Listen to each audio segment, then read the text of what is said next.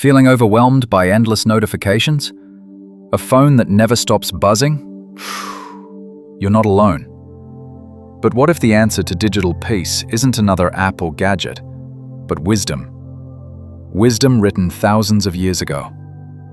Today, let's see how the Bhagavad Gita can guide us through the chaos of the digital world. We live in a time where our attention is constantly under attack. Scroll after scroll, ping after ping. The result? A restless mind. A life that feels busy, but not fulfilled. The Gita warned us about this long ago. In chapter 6, verse 6, it is stated, "For one who has conquered the mind is the best friend. But for one who has failed to do so, the mind will remain the greatest enemy."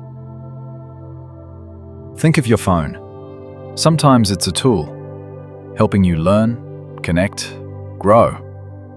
Other times, it feels like a trap, stealing your time, draining your energy, controlling your mood.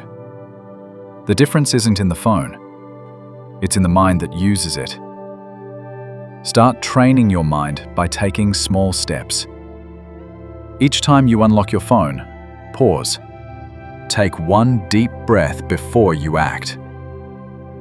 This breaks the automatic reflex and turns it into a mindful choice.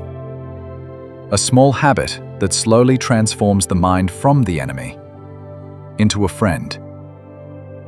In chapter 2, verse 70, Lord Krishna says to Arjuna, "A person who is not disturbed by the incessant flow of desires, like rivers entering the ocean, can achieve peace." Social media is like those rivers. They never stop flowing. New videos, new trends, new notifications. Every second, a fresh stream arrives. And just like rivers rushing into the sea, the flood of digital content is endless. Now imagine if the ocean tried to stop the rivers. It would fail. There are too many, too strong, too constant. Peace, the Gita tells us, does not come from blocking the rivers. It comes from becoming the ocean itself. Deep, still, vast. Unmoved, no matter how many rivers pour in.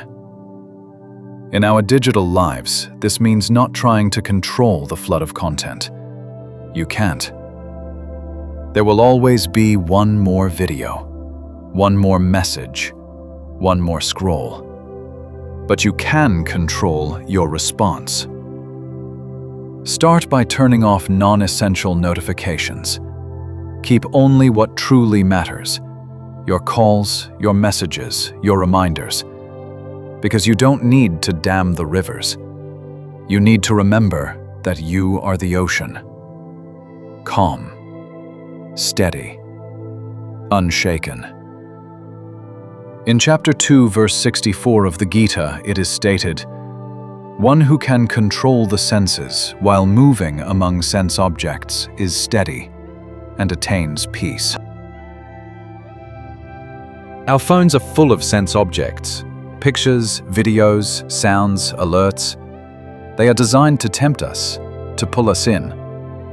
The Gita does not say run away. It says move among them, but with control. Like a lotus flower in a muddy pond, surrounded by water but untouched by it. That is balance. In order to get the balance, you should sacred digital boundaries. For example, the first hour of the morning, no screens.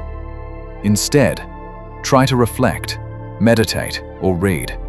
The last hour before you sleep, don't use your phone.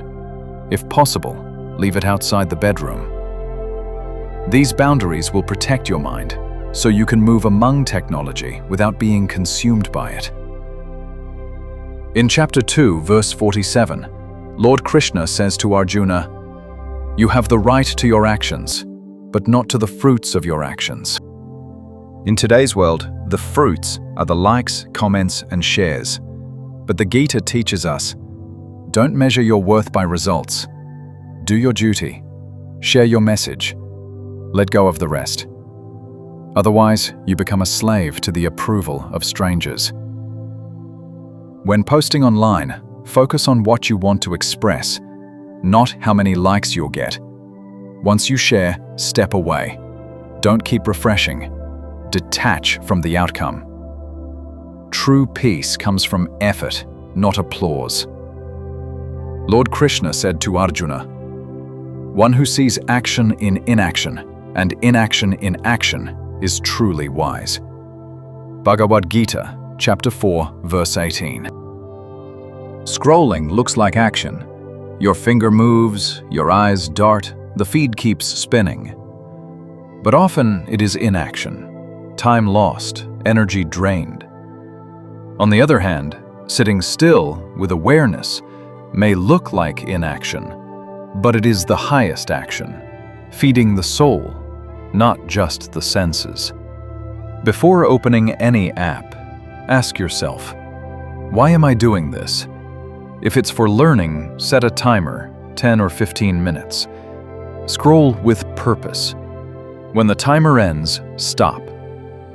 That small act of awareness turns empty scrolling into mindful action. Lord Krishna said to Arjuna, "Steady in the self, with mind controlled, the yogi finds peace." Chapter 6, verse 15. Even the strongest warrior needs rest. Even the brightest phone needs charging. And so does the mind. Peace is not found in endless activity. It is found in stillness, in reconnecting with the self. Find your peace by ending your day with just 2 minutes of silence.